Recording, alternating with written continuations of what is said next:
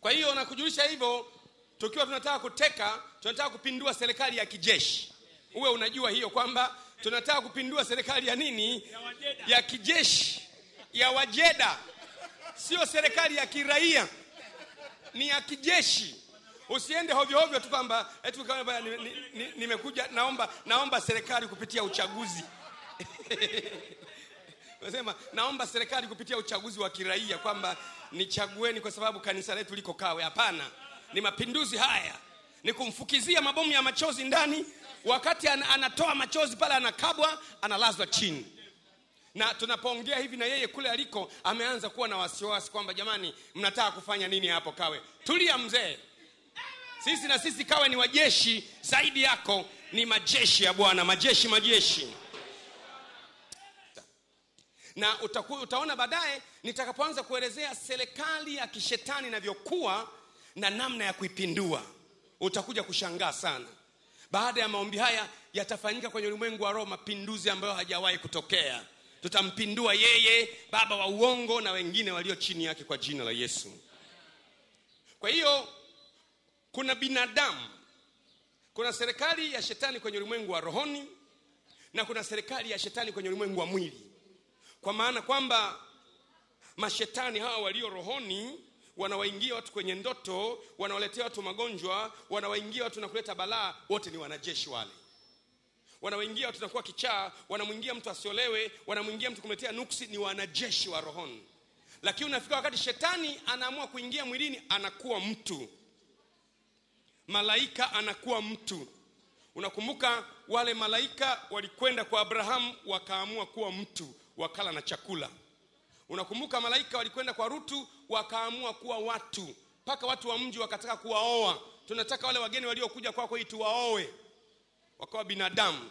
Kwa hiyo serikali ya shetani na vipande viwili. Kipande cha kwanza ni rohoni, wanajeshi wa rohoni, na kipande cha pili ni mwilini. Unaweza kumuona mtu kabisa yuko Tanzania amekaa mahali, mmemzoea, ni binadamu, ni kaka fulani, ni kaka Lusajo, ni kaka nani, ni Masanja, kumbe sio mtu. Kumbe ni shetani pase, na yeye anajua ni shetani. Na hao si wachache, ni wengi. Ni serikali ya shetani katika ulimwengu wa mwili. Unaweza kuelewa maneno haya sasa? Hebu ni justify hayo. Let me try to justify that. Let me justify from the biblical point of view that they are human that looks as human in a human form, but they are not human. Hebu tuone ukweli huu. Tuangalie maneno ya Yesu kutoka kwenye kitabu cha Mathayo sura ya 3 na mstari wa 7. Mathayo sura ya 3 mstari wa 7. Na kuonyesha sasa serikali ya shetani kwenye ulimwengu wa nyama. Hata alipoona wengi miongoni mwa Mafarisayo na Masadukayo wakiujia ubatizo wake, akawaambia, enyi wazao wa nyoka, ni nani aliyewaonya ninyi kuikimbia hasira itakayokuja? Wanaoitwa wazao wa nyoka. Yesu alipokuwa anabatiza, mimi nashangaa sana jambo hili. Anawaambia, ni nani amewaonya nyie kuja kuokoka? Kwa nini mnakuja kuokoka? Kana kwamba hawatakiwi kuokoka. Kwa sababu anawaambia, ni nani aliyewaambia muikimbie hukumu itakayokuja? Kwa nini mnakimbia hukumu? Yeye anawaona si binadamu, anaona ni majoka. Anasema, enyi wazao wa nyoka. Aliyezaliwa na nyoka naye ni nyoka. Aliyezaliwa na nguruwe, hata kama akijiita bata, ni nguruwe.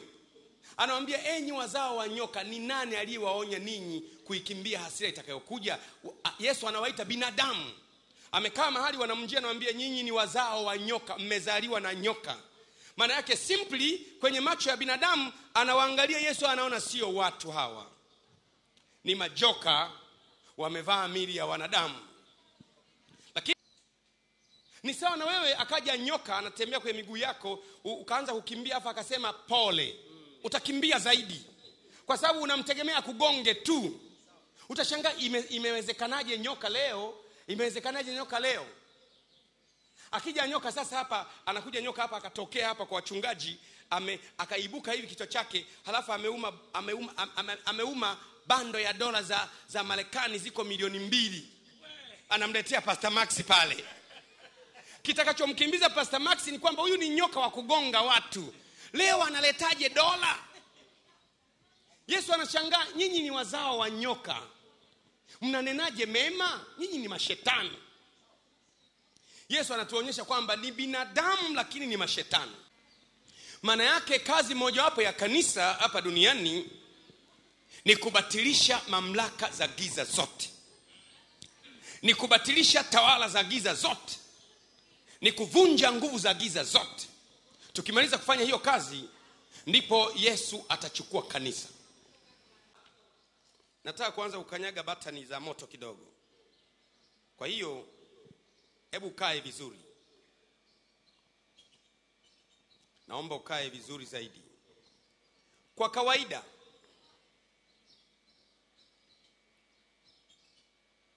kawaida kama nilivyosema, ukisoma vitabu vingi vinavyomuelezea, vitabu vichache sana vinamuelezea shetani, ni kwa sababu shetani mwenyewe hataki aelezewe sana. Shetani anawachukia watu wanaomuelezea sana. Shetani kiutawala wake amejipanga, majeshi yake ameyatawanya kwenye siku, kwamba kuna majeshi yanayofanya kazi siku fulani. Yaani kila siku amepanga uwezesho. Ukilogwa Jumanne ni tofauti na ukilogwa Jumatano. Sasa nataka nipate muda wa kuchambua hapo vizuri sana. Kwa mfano, shetani Jumapili, na ianza hii Jumapili ili kusudi tuende vizuri. Jumapili nikupe mfano, kwa mfano kidogo kwa mujibu wa Biblia. Mashetani wakuu kabisa ambao wanatawala kwa mujibu wa Biblia, utaona ni watatu. Kwa mfano, utamwona Lucifer mwenyewe. Lucifer ndiye baba wa uongo, au ndio nuru ya uongo, ambaye ndiye mfalme wao. Lakini ukisoma kwa Biblia utamwona mwingine anaitwa Beelzebul. Utamwona Yesu alipokuwa anatoa pepo, wanasema anatoa pepo kwa mkuu wa mapepo, Beelzebul. Ukimsoma kwenye vitabu vingi, anaonekana huyu ni kama mtoto wa mfalme. Anaonekana kama ndio mtoto wa Lucifer mwenyewe. Nakwambia shetani anaweza kuwa na mtoto. Lakini utaona kwenye Biblia Ashtoreth.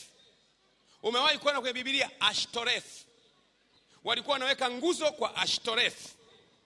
Ashtoreth hawa kwenye Biblia ni mtawala mkuu wa majimbo.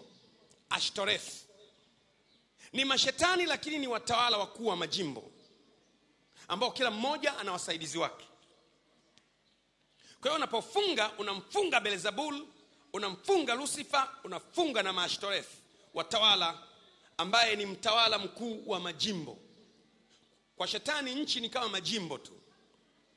Lakini pia ni kuonyesha sasa mashetani wanaotawala Jumapili, kwa sababu ndio lengo letu. Tunataka tufanye vita pamoja nao, tushambulie mashetani wanaotawala Jumapili. Nimesoma kitabu kimoja ambacho kinaitwa Shams al-Qubul. Kitabu hiki, neno Shams maana yake ni jua. Neno Shams ni jua. Ukiona mtu anaitwa Shams vai nahodha, maana yake ni jua. Shams ni jua. Siku ya Jumapili inajulikana kama siku ya jua kimsingi. Kwenye historia kule nyuma, kulikuwa na miungu inaabudiwa ambayo inahusiana na jua. Na mungu wa jua alikuwa anaitwa Raukayail alikuwa ni mungu wa jua tangu zamani, ambaye alikuwa anafanya kazi Jumapili. Na yasema ni mungu wa jua, maana yake ni shetani anayeongoza siku ya Jumapili. Haimaanishi mungu wa mbinguni, ni mashetani ambao hawa ndio wafalme, anaongoza Jumapili. Huyu shetani anakuwa, cha kwanza, anahusika na mamlaka ya nchi, kwamba siku ya Jumapili nchi ikitaka kufanya jambo fulani la kimamlaka linafanikiwa sana. Yaani kuna mashetani kwenye ulimwengu wa roho yanayofanya kazi sana kutia nguvu mamlaka. Mamlaka za kinchi zinapotaka kufanya mpango fulani wa kiroho mbaya, zikifanya siku ya Jumapili unakwenda vizuri sana. Kwa sababu kwenye ulimwengu wa rohoni siku hiyo, huyu jini au pepo Raukayail anafanya kazi, kwamba chochote unachotaka kufanya cha kimamlaka kinakwenda vizuri sana. Kwa hiyo ni vizuri kuomba. Unapokuwa unaomba ukumbuke kwamba mamlaka ya nchi yoyote inayotaka kunifanyia jambo baya unalisambaratisha kwa jina la Yesu. Sijui ni kwa nini uchaguzi wetu unafanyika Jumapili. Wakati nasoma nimejiuliza sana. Kwa sababu nimesoma kitabu kinaitwa Shams Arkbul. Lakini kitabu hiki kinaonyesha kwamba kuna mamlaka hiyo siku ya Jumapili. Alafu cha pili, kitabu kinaonyesha kwamba siku ya Jumapili hiyo kuna mashetani wanaofanya kazi kutia nguvu vyama vya siasa na siasa. Yaani maana mashetani yale, watu wenye siasa za kichawi ndani, akifanya siku hiyo inakwenda vizuri. Nikanajiuliza, aliyechagua siku ya uchaguzi wa Jumapili atakuwa na hekima fulani.